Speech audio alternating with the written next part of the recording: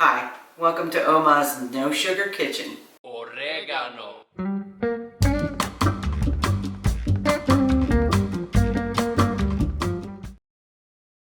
Let's make light and crunchy fish in a boat today. First, we need to bake off some tilapia fillets in the oven. This is a time to preheat your oven to 425 degrees. And while it's heating up, I'm going to mix some olive oil in a side bowl here. And I'm going to add some lime juice to it. This really makes a nice flavor and it makes the fish come out very flaky and soft. A little bit of lime juice. It's a couple teaspoonfuls. So I would say it's 2 tablespoons of olive oil and about 2 teaspoons of lime juice. And I just stir them together. And then I have a little brush here, and I really brush the fish over well. Really slather it on there. Use all of it on your fish. It's not going to hurt it any.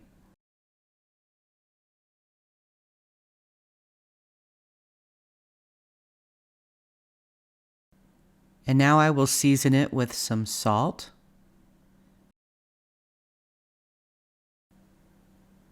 some onion powder,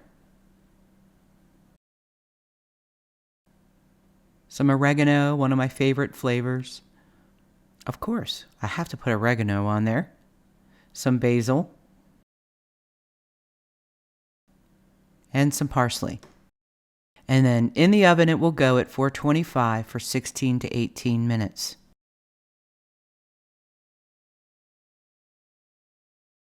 While the fish is in the oven, I'm going to make a quick pickle with these cucumbers. It's really easy. It just takes a little bit of red wine vinegar and some spices. I have this brand of red wine vinegar. I really like this one actually. It's a milder flavor. And you use that and some salt and some dill, and you put them in the refrigerator for about an hour, and it partially pickles the cucumbers. They're also known as halflings. If you've ever been to Ted's Montana Grill, they offer halflings on the table when you eat there, and we love those. So I make these at home. I add some dill, salt, and pepper, and the red wine vinegar to them. And then you just stir them around a little bit. It's a wonderful flavor, and it goes really well with these fish boats.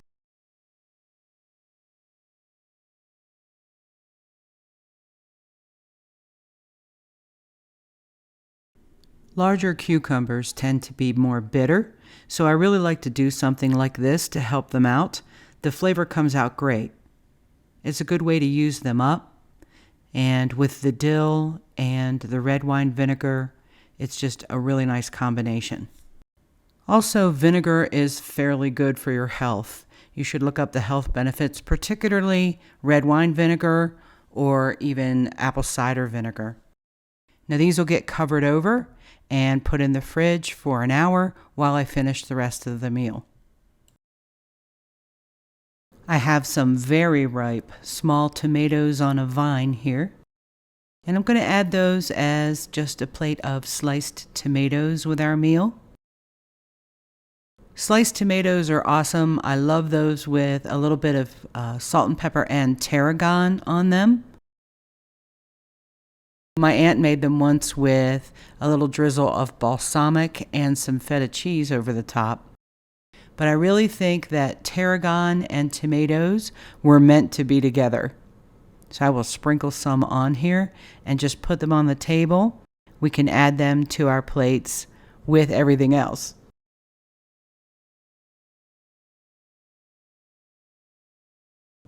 These will be so good, and I love putting all of this colorful stuff on the table. The fish fillets have come out of the oven, and I will sit them on top and let them cool down a bit before I turn them into a beautiful fish salad. Tilapia works really well for this recipe. It's a soft, flaky white fish with a very mild fish flavor, and it makes an excellent fish salad. While the fish cools, I'm going to prepare some of the fruit. I have some Concord grapes and a mixture of blueberries and blackberries here. I have some leftover watermelon from last night's dinner, and I'm going to cut up a cantaloupe, and I'm going to show you how I do it. A bread knife works really, really well, and this one is really ripe, so it's very messy. A little bit of paper towels helps clean up the mess. I'll scrape out the centers a little bit, and then there's a trick to cutting these. I cut them into quarters, and then I cut lines across and through the cantaloupe, but not all the way through the rind of the cantaloupe. And then I'm able to run my large bread knife along the bottom of the fruit and insert it between the fruit and the rind. And once I run it along both sides, it falls right out into the bowl.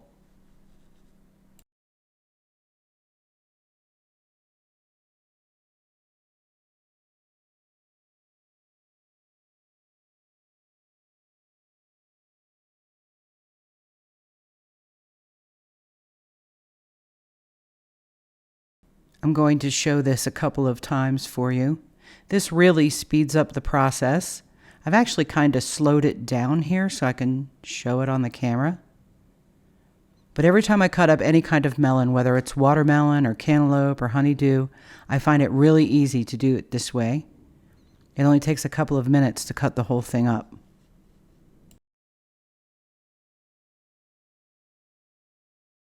Plus, it makes me look cool that I can do this. Here it is, only a couple of minutes, and I've cut up an entire cantaloupe. In this case, I chose to leave the rind on the watermelon in the background, just because I love the bright colors to put on the table.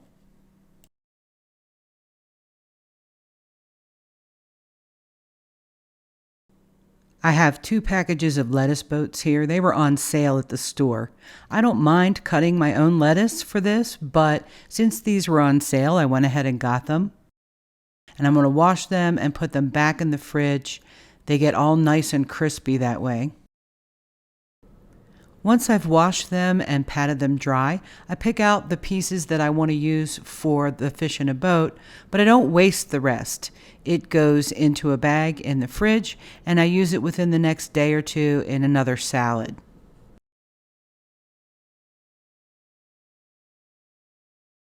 So now I have picked out some uniform-sized leaves, and I'm going to use my taco holders. And the lettuce leaves will sit in there and be filled with the fish salad, and it works out great.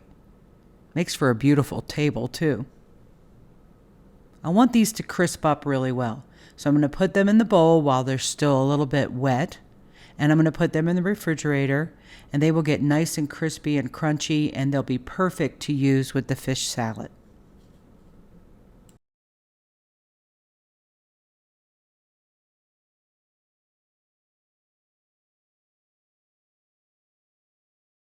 I have a half a block of this Murray's mild yellow cheddar cheese. I really like this brand.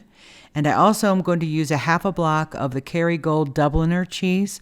This is a nice, sharp, white cheddary flavor. I really enjoy that as well. And I'm going to shred both and then add them to my fish salad. This will work out to between a cup and a cup and a quarter of shredded cheese. I don't use the already shredded kind for this recipe. I don't want the stuff they put on the outside to keep it from caking together. Isn't that beautiful mixed together, though? I have some leftover fresh dill from another recipe, but it's not enough, so I'm going to add some dried dill as well, along with some onion powder and salt. And here I'm going to chop up the fresh dill. A paper towel helps. And I'm going to put all of this into my fish salad. The fish fillets are cooled off. And I'm just going to take each one into the bowl. And with a knife and fork, I'm going to break it up, but not so much that it becomes mushy. I want the pieces of fish in there.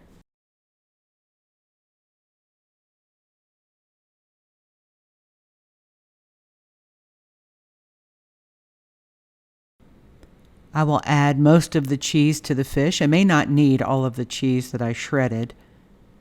And then with my knife and fork, I will mix that up a little bit and get it about the same size as the fish pieces. I want to mix all of these drier ingredients together along with the spices, so the last thing I add is the mayo.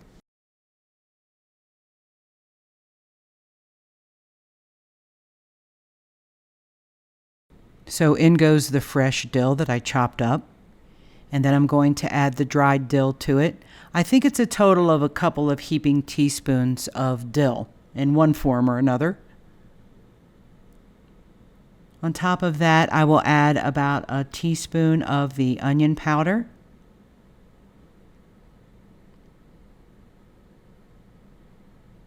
And then about a teaspoon of salt. And I mix the herbs and spices in while everything is still dry. This is how I keep it from turning into a mushy fish salad. To have the big pieces stick around, you want to gently mix together. And the very last thing you want to put in there is the Duke's mayonnaise, which has no sugar in it. And I would say it's about a half a cup of Duke's mayonnaise. Now this is all up to personal opinion. I like to add just enough so that the salad will stick together, but not so much that it makes it a really mushy mess.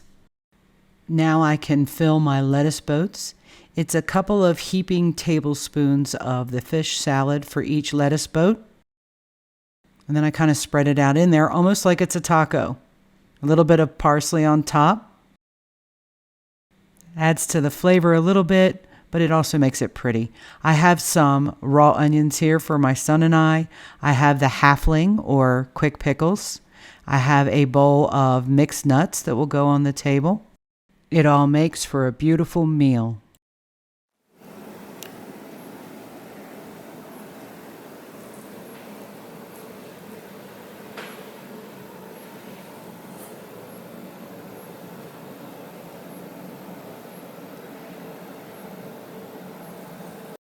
Thank you for making this beautiful meal with me, and if you haven't subscribed, consider doing so. There's some really good stuff coming. Thank you for joining me in Oma's Kitchen. If you enjoyed the video, please don't forget to like and subscribe. I'll upload more tasty videos soon, and a special shout out to Moon Pie and Lil Bit. Till next time.